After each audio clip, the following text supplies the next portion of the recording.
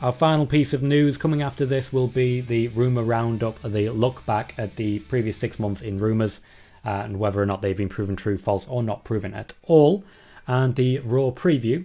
But first, so, about an interview that happened over the last few days, and about the news that Triple H is apparently in charge of the NXT relaunch. Well, he is in charge of the NXT relaunch, but that's in name only. Nick Khan, in an interview with Ariel Helwani, stated a whole lot of things that a whole lot of people have picked up and shared. Some of it is out of context, admittedly, but plenty of it isn't. I'm looking at the comments about Raw being 4 hours long. That's not out of context. He genuinely said that. One thing that I really want to talk about is Khan's assertion that Triple H is in charge of the impending NXT revamp. We've covered a lot on this channel about the NXT changes. Much like we've been the channel absolutely leading the charge when it comes to who Nick Khan is and what he's been doing in the WWE, because basically as soon as hearing the name, I did plenty of research, and my first video on this subject was months ago and continues to pick up views at a steady pace every single day, because the guy is making more and more headlines the longer he's with the company. Nick Khan is the guy who puts together the cost-benefit analysis that has seen some really big names fired from the company. He is the current chief financial officer and president of the WWE. The Khan revamp has helped streamline the WWE into a position where they essentially intend to just outlast AEW. AEW, as we know, is currently operating on a loss, whereas the WWE is making billions. One piece they are planning to take away from the board is NXT. NXT is no longer in play against AEW. NXT takeovers will continue. The TV show will continue to be on TV, and even though NXT will look the same on the outside, expect something of an exodus over the next couple of months from basically the top level stars. A lot of people whom the WWE consider to have already developed enough for the main roster are going to be moving straight onto the main roster. Again, I've mentioned Dakota Kai there, Karrion Kross is another one, and there's a couple of other people who I think are likely. LA Knight I've mentioned as well. Others who are considered to have simply been on NXT for too long might be moved out of the company entirely, and I do think there's a number of people who are currently in the sort of developmental section of developmental who may be quietly ushered out of the door. The big point here is as regards Triple H. Triple H is still in charge of NXT, and there is no intention of removing him from the position.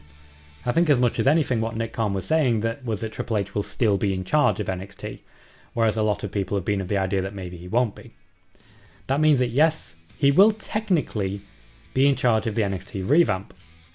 We need to consider context though, because NXT would change whether Triple H was there or not. The list of what is going to change in NXT has been firmly set, and Triple H has no say in it. He's been told what needs to change, so when it comes to being in charge of it, his whole job is following a very clear set of instructions to bring NXT back to what it was, or at least what it was supposed to be. A purely developmental brand that prepares his talent for the main roster. In this, NXT and Triple H has unfortunately failed. Changes aren't going to be complete for a while, and there may be some talent overlaps when you consider that about a month of tapings are coming soon that may well have some minor overlap leading into the draft. Once we're back to being live, then NXT is going to be a very different experience when you tune in to watch it. With no Adam Cole, no Karrion Kross, and probably no Dakota Kai, I personally am slowly running out of reasons to be excited about NXT. They kind of needed Kaylee Ray, and they definitely need Volta if they're going to make a good show of this. Let's catch up with the chat. Jay Quick says, what is NXT doing with Mandy Rose? They've given her a storyline, and essentially she's been taken back to NXT for further development, which is troublesome. KJ says, I agree with the NXT change. They keep signing old indie legends, which makes WWE's future old. People are wrestling a lot later on in their lives now. I mean, you look at AJ Styles, you look at Bobby Lashley, he's in his 40s now and still competing at a top level. So I don't think they're too old, but I think they're older, certainly. Jay Quick says, what do you think the rebrand does to Gargano and Ciampa?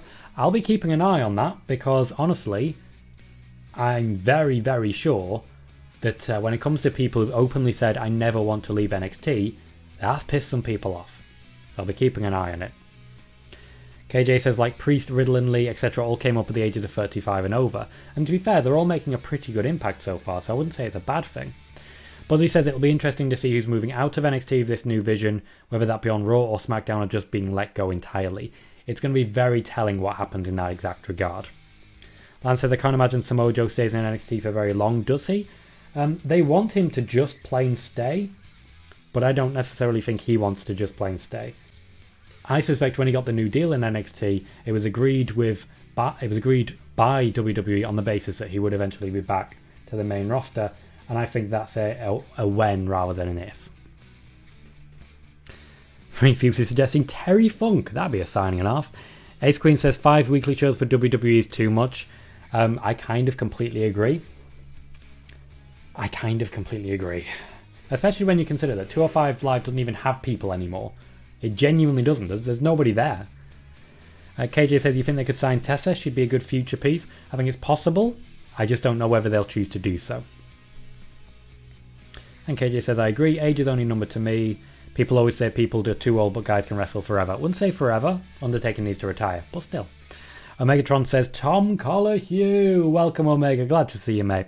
Moneymaker says, what do you think of Charlotte versus Bianca and Sasha versus Becky as the two women's matches at WrestleMania 38? I would quite enjoy them.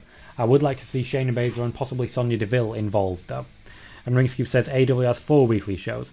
Yep, they do. And when you put in all the accrued hours together, it's not as cloying as WWE. But as I say, the idea that WWE has too many hours of programming doesn't really have that much to do with AEW. Jay Quick says 205 Live is hanging on by a thread, so is main event. Yeah, it's a struggle. Dr. Lear says, are we going back to 2015 NXT? Nope, the entire roster will be completely different, but there'll certainly be some similarities as to what they actually do. Ace Queen says, Raw SmackDown, the third show for young talent and low mid-card jobbers is enough. Isn't that kind of what NXT is? At least it is intended to be.